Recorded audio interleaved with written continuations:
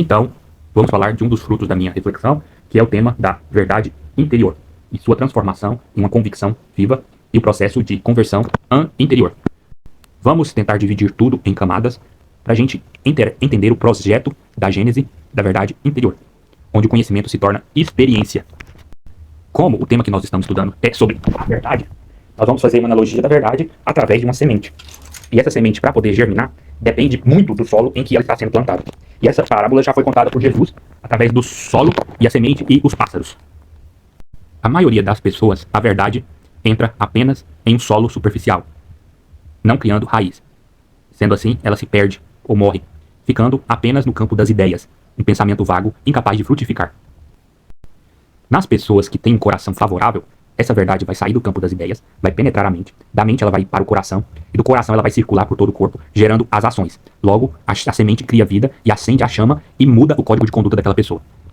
Ao longo dessa vida, nós vamos saber muita coisa, vamos pensar muita coisa, enquanto que viver, nós vivemos poucas coisas. O mundo é cheio de conhecimento, cheio de verdades, cheio de mentiras. Muitas ideias circulam por aí. Porém, o filtro das pessoas estão completamente estragados, porque já não tem consciência de nada. Pois a consciência é que percebe os valores, que é bom, que é mal. E a conversão é aquilo que decidimos absorver para dentro de nós. Se absorvemos sentimentos, se absorvemos o conhecimento e se o colocamos em prática. Quando eu transformo algo que eu conheci em verdade através da minha consciência, que é o meu metabolismo, aquilo começa a fazer parte de mim. Acontece que o metabolismo das pessoas estão invertidos ou estragados. Elas percebem mal os seus valores, escolhem mal os seus valores, resistem àquilo que é bom e são perversos e aceitam as coisas ruins. Esse processo não é só espiritual, ele é moral, ele é emocional, é físico. Tudo que a gente faz passa por esse processo de conhecimento, expectativa e decisão de valores. Quem ama a verdade ela não é apenas uma informação ou algo que eu posso ler no jornal ou algo que passa e simplesmente acontece uma vez ou outra. A verdade ela tem que ser motivo de vida, tem que ser uma orientação, o norte. Tem que ser tudo no coração daquela pessoa para que possa alcançar aquilo que Deus quer. O coração que busca a verdade não pode ser dividido, não pode haver duplicidade. Ele tem que se incomodar com aquilo que ofende a verdade.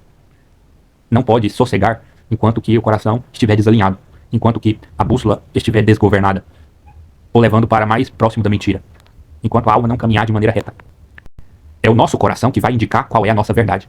Sem a bússola santa, correta e alinhada, nós somos apenas pessoas confusas, indefesas e sem rumo. A verdade não precisa ser repetida, ela precisa ser contemplada. A mentira vai nos vencendo pelo cansaço. Ou simplesmente nos vence porque somos acomodados e não estamos abertos à verdade. A verdade ela nos transforma através do encontro. O encontro com a verdade tem que ser um encontro íntimo. Se for apenas um encontro de ideia, de pensamento, a verdade vai passar e não vai fazer nada em nós. Mas ela não vai deixar de ser verdade. A verdade precisa ser explícita apenas uma vez, mas ela é necessária para o desenvolvimento da virtude. Ela precisa ser repetida para se enraizar dentro de nós, pelo processo de memória. Então a rumificação é um processo importante, a meditação dela. O bem, ele se repete não por propaganda, ele se repete por disciplina, por pedagogia, para correção, para proteção, para oprimir os erros.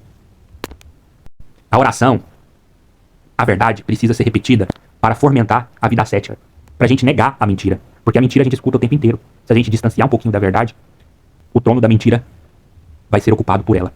Então, se a gente não se repetir, vamos cair no golpe da mentira mais cedo ou mais tarde, pois ela é muito barulhenta, incômoda, chata, está o tempo inteiro querendo entrar na nossa mente. Se a gente não vigiar com a repetição e contemplação da verdade, nós caímos nas armadilhas. A consciência e o lugar do coração. Vamos discutir uma perspectiva de São Tomás de Aquino, em que ele diz que a consciência e o coração é onde habita o trono da verdade do homem. Nós somos cheios de informações, porém vazios de verdade interior, porque o homem não decide por obedecer a Deus, amar a Deus e o Espírito Santo. Logo, esse trono pode ser ocupado por qualquer coisa, enquanto o homem não se decidir por servir a verdade e deixar ela penetrar o seu ser. O ser humano, se não é transformado pelo batismo interior, o batismo em Cristo, ele precisa ser transformado pelo batismo exterior, aquele que vem pela dor. A verdade que vem através das desgraças, das doenças, que é nada mais que um choque de realidade, onde a dor vem para purificar, vem para acordar e rasgar o véu da ilusão que as pessoas vivem, seja na doença, no fracasso, na perda. É nesse choque de realidade que a gente descobre aquilo que nós já sabíamos, mas não vivíamos. A dor é uma grande pedagogia da verdade e um instrumento forte de Deus para destruir a realidade omissa e mentirosa das almas, nos devolvendo Cristo e arrancando as ilusões. Então, o cristão tem duas formas de escolher a verdade, seja pela dor, seja pelo amor, pela contemplação e pela sabedoria, onde ela tem um aspecto doce. A memória do homem, ela não simplesmente materializa como nos anjos. Ela precisa formar sua substância. É por isso que Deus permite sermos provados, como o ouro ser purificado, através da provação do fogo que queima. Assim a verdade pode se ganhar forma dentro de nós, substância, e não ser apenas uma aparência. A verdade, na maioria das vezes, no coração do homem, ela bate na porta. Enquanto ela está na porta, ela é apenas uma sombra. Por mais que seja visível, assim como vemos uma pessoa em nosso interfone, enquanto ela não entrar na nossa casa, ela não é integrada em nós. Não ocorreu a graça da unificação, da verdade e da vontade na alma. A verdade precisa estar unida em nós para que ela possa nos mover, nos transformar, impedir que a gente erre, impedir que a gente se divida, que a gente sofra. E por isso, as consequências da falta dela continuam a ocorrer, mesmo a gente achando que a verdade está conosco. Não tem como encontrar a Deus sem antes encontrar a nós mesmos, pois o lugar de Deus está dentro de nós. Nós precisamos entrar nas verdades profundas de nossa alma, se livrar da superficialidade, dos pecados mortais que estão mais afora, penetrando a realidade dos pecados veniais, para que a luz interior possa nos atingir e possa penetrar nossa alma e Deus construir o seu altar dentro de nós, no lugar que Ele merece. É óbvio que esse processo é um processo lento e de conversão. Não tem como fazer isso do dia para a noite. O homem interior deve ser trabalhado dia após dia com meditação, com misericórdia, com obras, com eucaristia, com sacramentos, com vida batismal, testemunho, luta e combate. Então a verdade, ela nos visita. Se a gente não der ouvidos para ela, ela vai embora. Agora, se ela for acolhida, aceita, preparada, bem recebida, ela vai habitar em nós. Ela vai nos informar, ela vai viver com nós, ela vai nos transformar. Enquanto que nos outros só serve para fonte de informação e não de transformação. Quando a verdade ela é conduzida até o nosso coração, ela se torna o alicerce, a fonte de vida e de salvação.